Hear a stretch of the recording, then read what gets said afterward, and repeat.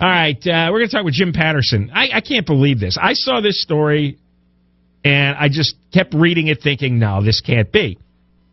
We know that a majority of idiot Californians agreed to borrow $10 billion to fund the high-speed rail, and 8 years later, nothing's been built. It doesn't look like anything really is ever going to be built.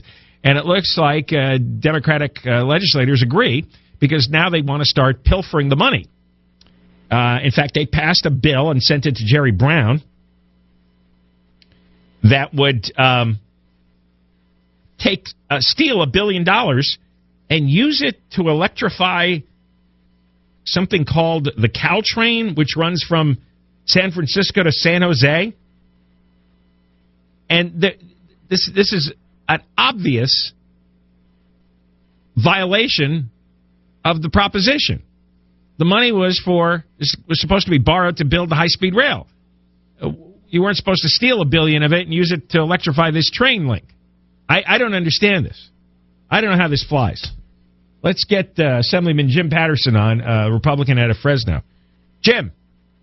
John, how are you? Am I misstating this? I just flat out don't believe it. No, you got it precisely right. This is a cash grab using high-speed rail money to improve a low-speed rail called Caltrain. And in order to do it, this is the shell game that they have to do.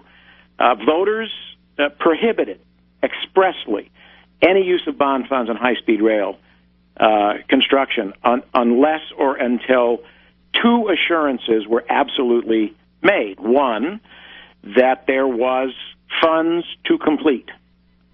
And number two, that whatever they built had to be suitable for high-speed rail operation and ready for high-speed rail operation. Well, the problem with spending $1 billion to electrify an existing slow train in the Bay Area meets neither the suitable or ready.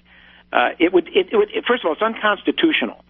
The legislature just simply could not amend a voter-approved measure without a new vote.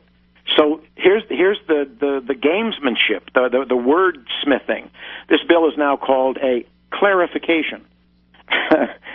Clarification. No. What it really? I don't care what they call it. You can't do it. It's against the law, correct? Yeah.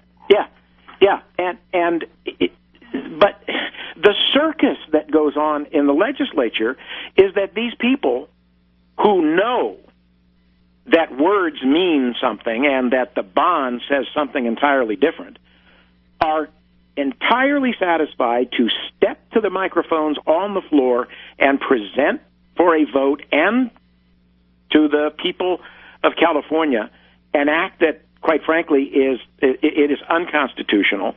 You can't change without a public vote, a bill approved by the voters, and so they make this. They play this game.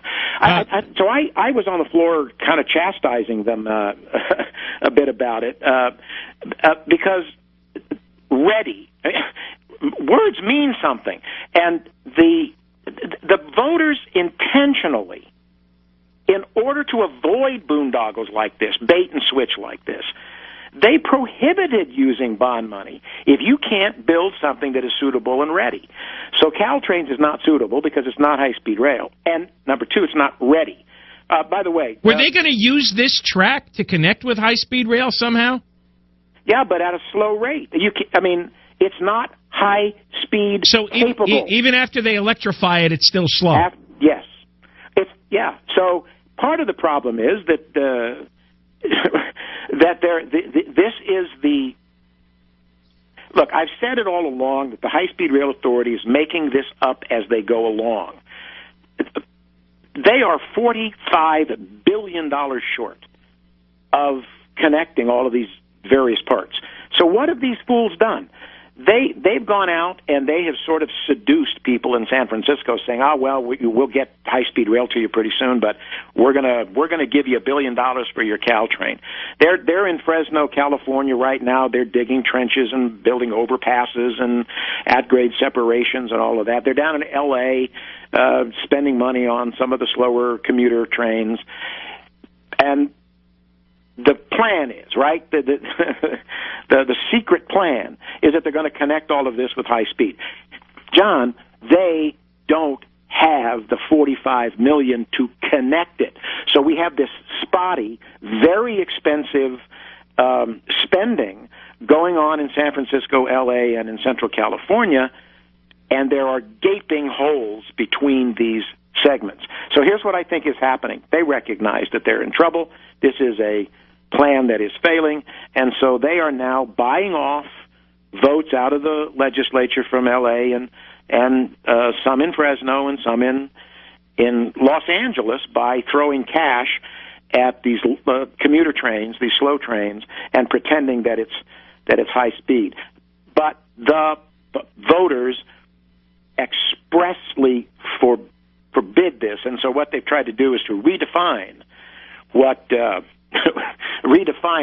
suitable and ready means. What they're saying is, and this is the lie, that, well, suitable and ready really means ultimately we'll get to suitable and ready when, and this is quoting from the law, from the bill, after additional investments. In other words, they can't even make it suitable and ready with this $1 billion until somewhere down the road they try to figure out how they find the $1 billion to connect. Is this a sign that the Democrats have given up on the high-speed rail plan? They know it's cooked, so they'd rather just grab the money that's lying around and spend it on their own pet project? Yep, I think that's exactly what it is. And it is, it's apparently working. Here is the... Now, you know what I don't understand? With this San Francisco to San Jose line, which already exists and is slow speed, eventually the high-speed rail train would travel on this track just at a slow speed? Yeah, it will not be. So they're never going to build high-speed rail tracks to San Francisco. No. They're just taking something that exists. Yep. They're going to slightly speed it up, but it's going to still be well short of the promise. Yeah, and here, to me, the big fundamental shell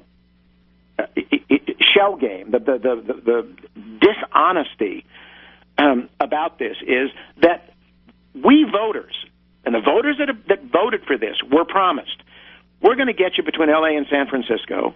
We're going to get you there about 2 hours and 30, 2 hours 40, 2 hours 50 minutes. It will run at 220, 225 miles an hour, and it will have a ticket price that beats SkyWest from LA to San Francisco. This was the promise.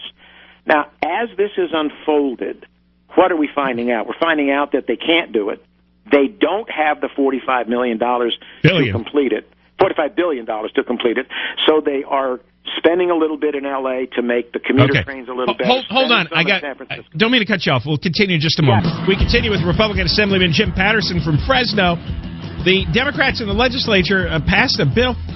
They want to steal $1 billion out of the $10 billion borrowed for high-speed rail. It looks as if they're giving up, and now they want to start using the money on their own stuff. They want to electrify something called Caltrain, which runs from San Francisco to San Jose. It's a slow track, and even after the electrification, it would still remain far short of high-speed rail. But at this point, it's like, what the hell? Let's spend this money. It's laying there. This violates the proposition. Clearly violates it. If you want to change the terms, you have to put it up for a public vote. This was introduced by Assemblyman Kevin Mullin from South San Francisco. So this benefits his district, but taxpayers from all over Southern California would have to pay back this borrowed money. Jim Patterson, let's continue here. Did the Senate pass this thing too? Yeah, they did. And so it's going to Jerry... Look, we had our last session. We went till, I think, midnight, 3 o'clock in the morning. You want to see sausage being made, legislative sausage. You want to see junk coming out. Pay attention to the last 24 hours of the session. We saw this bill. I mean, the ink wasn't dry, right? I mean, it showed up in the Senate. It had this perfunctory little vote in a transportation committee that very day, that very night. We saw it on the floor. There was no real public debate on this for the people to understand how the proposition's being violated. I would even put it a little harsher than that. The people were purposely locked out. And is Jerry Brown going to sign this thing? I think Jerry Brown would sign away his soul for high-speed rail. But this has nothing to do with it. I know. I would think he'd want to keep the $1 billion for the real high-speed rail. Well, let's see. You know what? Sometimes Jerry Brown can surprise. Now, could somebody file a lawsuit? I would think so. I mean, Who? Well, I think there's going to be some people in the Bay Area and in Southern California who see this coming and who realize that this is a raid on billions of dollars that was supposed to go to one thing, and now they're taking it to something else. I think the legislature is dangerously close to breaching their fundamental responsibility to uphold the Constitution of the state of California. I'm really wondering if anybody should ever vote yes on any proposition, because people in good faith thought they were getting a high-speed rail that was going to get built fairly quickly. It was going to cost $33 billion. It was going to run to all the major cities, low-priced. Everything's been violated, up and down, and now they realize the project's dying, and like vultures, they're stealing money at the last minute. And this is an illegal grab. I can't believe this would hold up in court. It is. Let's hope that the people who have been the watchdogs on this continue to do so. I think they will. But you make a point about promises made, promises kept with respect to bonds and with respect to propositions. We all remember Prop 47, right? The that's another one. said, if you give us this proposition, crime will go down, the jails will empty, that we will have peace, and we will give these criminals a second chance to be good citizens. And you know what? The voters, I believe, because Kamala Harris and the others that were pushing this bill essentially lied about what it would do in the bond, or in the proposition language. It said it was going to do one thing, and it's impossible to let felons out of jail early and have crime go down. Two things seem to happen with the propositions. Either the argument for it is fraudulent and is at odds with the real wording, or even when the wording is clear, like in high-speed rail, they just violate it anyway. Yep. Look, step back for a minute and say, what is the responsibility of leadership? What is the responsibility of the governor of this state, our elected officials, with respect to the billions of dollars being spent on high-speed rail? Leadership would stop it. Leadership would say, this is going way, way off the track. We do not have the authority to continue to do this. Let's go back to the voters, admit that it's going to be a different route. It might have a different speed. We asked you for permission for one thing. We can't deliver it. We now have a plan that we can deliver. It's going to cost X, Y, and Z, and give us the approval to do this. The Democrats won't even touch that, because they know that when the voters take a look at it this time, they'll turn thumbs down. All right, Jim, I got to run. We got more news to do. But please keep in touch with us and let us know about anything else connected to this story. Anytime you need me, and if I need to give you a call and say, do I have another outrageous bill for you, I'm glad to do it. But all right. Junk continues to come out of Sacramento, and until voters decide they're going to change who runs Sacramento, we're going to have the same old.